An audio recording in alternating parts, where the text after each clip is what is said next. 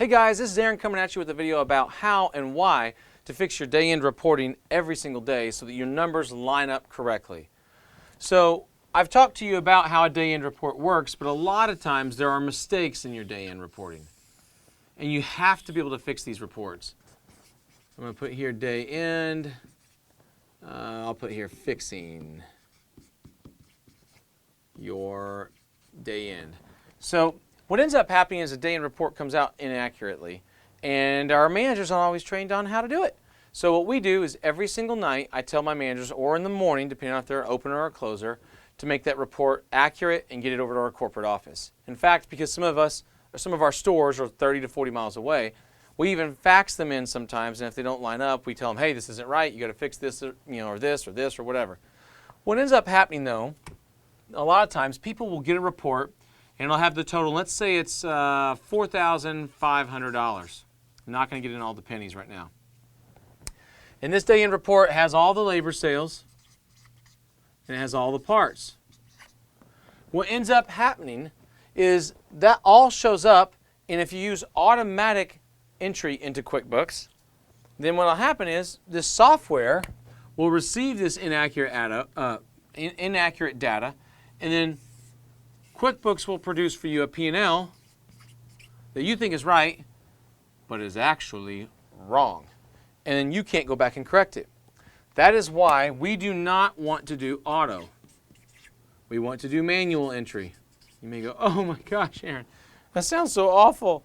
Oh my gosh, I can't believe you just said that. Oh my, don't do it, Aaron. Oh my gosh. When you're a small shop, you might be able to say, hey, it's okay, it's fine. But when you get larger, mistakes start to come to the surface, and you start to go, oh, I see why he said that. Oh, I see why he said that. And I'm going to walk you through why.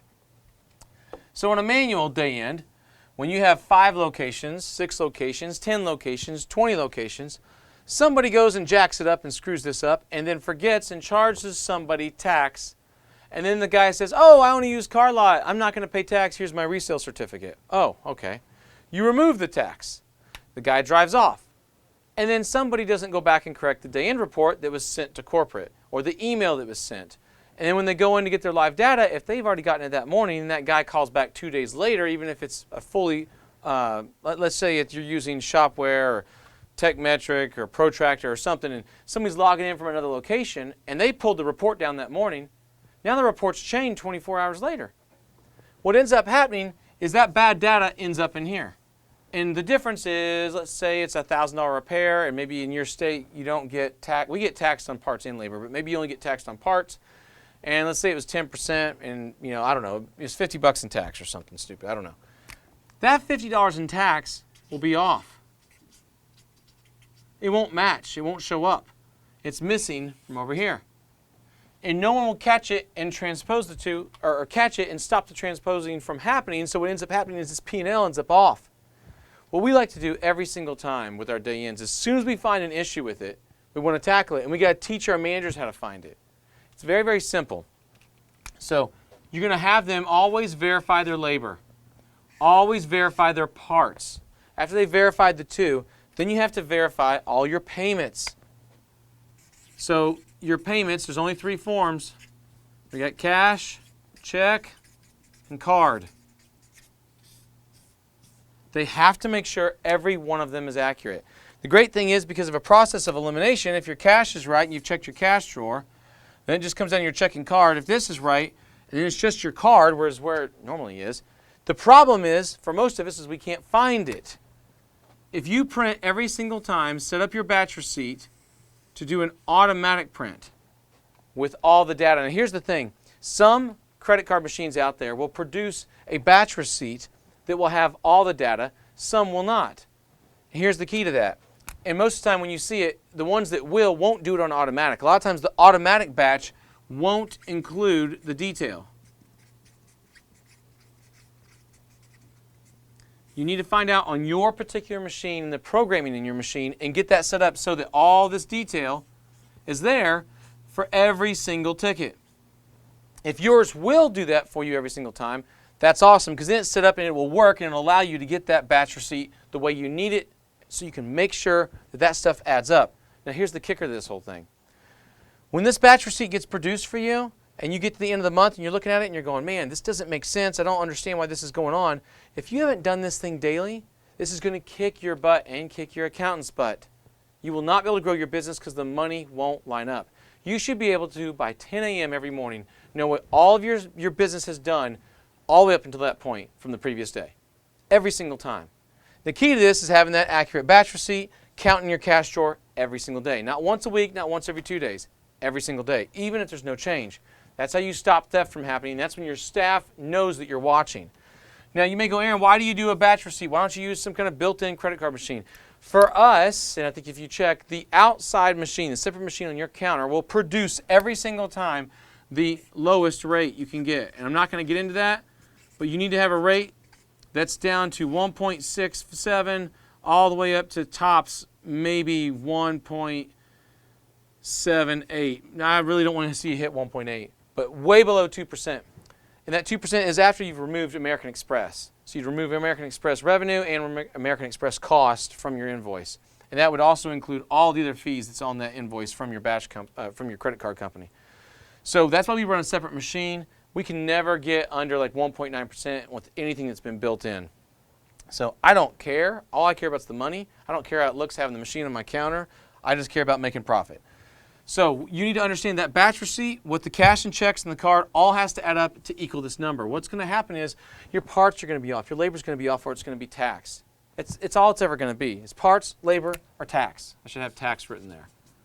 If you get that part accurate, then what ends up happening is it's just a game, it's a shell game to figure out which one your staff forgot to post and didn't post, which one a customer came in and paid a deposit on, etc.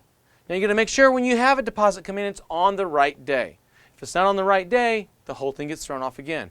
I don't even like to receive money on deposit on my management system because it throws off my books again, and I've not found one yet, and I'm sure there are some out there that report it correctly, but that money when it gets put on hold usually will affect that day in. That day in has to get set aside. We'd rather just print the receipt from the batch, have it separate, and we put it into our system, and we put it in a suspense on our P&L on our QuickBooks file until we have that invoice come in, we match it all up. For everybody out there, you can do it your way, but I want to make sure that you understand this has to be done daily, and you have to do it manually for this reason here.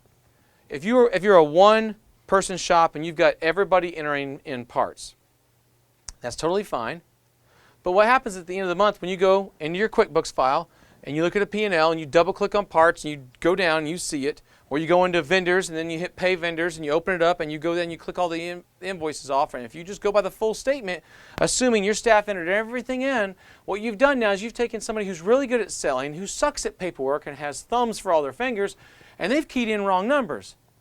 And bad data in, bad data out.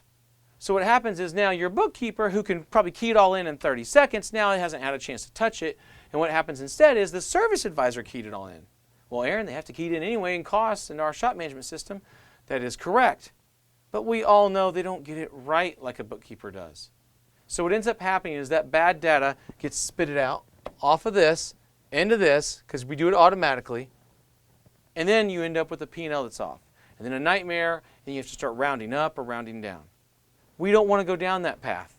We want to do it right the first time. So I just pay bookkeepers for what they do so well. And the average bookkeeper can enter in for me on one store all of the vendor statements in about an hour and a half. And at $30, $40 an hour for 50, 60, 70 bucks, I'm going to have my staff do it who never get it right? How does that make sense? And if you're like, Aaron, my bookkeeper isn't that fast, you probably need to find a better bookkeeper. Go look under Craigslist, under QuickBooks Pro Advisor. Just search that. It'll tell you all the bookkeepers in your local area, and you can find one that will help you and just knock it all out and get it all organized for you. I'll tell you, if you do this every single time, then you let them enter it in manually, it will work. All you do is create a memorized transaction in QuickBooks, which is super simple. In fact, we will probably have one a part of this course where we're right there on the screen showing you. We'll do a screen share. It will show you how to do a memorized transaction. And when you see that, you can see how quick you can enter in a day in. It literally can take you 30 seconds. 30 seconds a day. It's not hard, and it gives you accurate information so you can get the heartbeat of your business, understand exactly where your business is at, and make sure these numbers line up. And then you can catch those mistakes, and you can get them correct, get them back on the path where they need to be. And it's all about understanding how to fix this. And then what you do as time goes on is you go back to your advisors and you say, listen guys, I need you to get this correct, and you show them how to do this. And over time, they will learn to give you an accurate P&L, and they will start to add up their total here and make sure this total matches everything they've collected for the day before they turn it into you. And you'll know it's right every single time. All right, guys. Hope you enjoyed this. Hope this makes sense for you. Make sure you show this to your staff so they understand why it's so important. I'll see you in the next video.